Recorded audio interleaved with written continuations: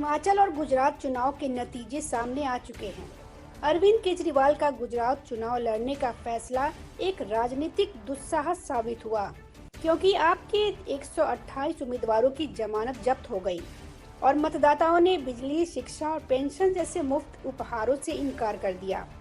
दिल्ली मुख्यमंत्री और आम आदमी पार्टी के संयोजक अरविंद केजरीवाल की भविष्यवाणी इस चुनाव में गलत साबित हुई। जितने जोर शोर से केजरीवाल ने गुजरात चुनाव में 92 सीटों के साथ लिखकर पार्टी के सरकार बनाने का दावा किया था, उतने ही बुरी तरह से यहां पार्टी को पटकनी मिली है। यहां 128 सीटों पर आप उम्मीदवारों की जमानत जब्त हो गई। वहीं कांग्रेस भी मात्र 17 सीटों पर सिमट कर रह गई और 41 प्रत्याशियों की जमानत जब्त हो गई है। वहीं अब आप उम्मीदवार अरविंद केजरीवाल से अपना पैसा वापस मांगने लगे हैं। उन्होंने आरोप लगाया है कि आप उम्मीदवारों को लेकर अरविंद केजरीवाल ने उनसे मोटा पैसा लिया था और जीत का वादा किया था, लेकिन सब उम्मीदवारों का तो जमानत भी जब्त हो गया है। पैसा वापसी को लेकर केजरीवाल फंसते हुए नजर आ रहे हैं, क्योंकि एक एक उम्मीदवार से केजरीवाल ने करोड़ों रुपए लिया, जो उनके लिए मुसीबत बन गया है। पंजाब में अपनी सरकार बनाने के बाद अरविंद केजरीवाल ने गुजरात चुनाव में जीत के लिए पूरी जान झोंक दी थी। पिछले 6 माह में आम आदमी पार्टी संयोजक केजरीवाल ने गुजरात में कई सभा और रैलियां की।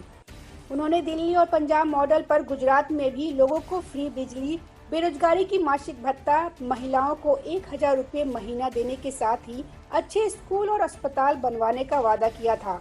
उनकी सभाओं में भारी भीड़ भी जमा हुई, जिसे देखकर केजरीवाल ने समझ लिया था कि इस बार गुजरात में उनकी पार्टी की जीत पक्की है।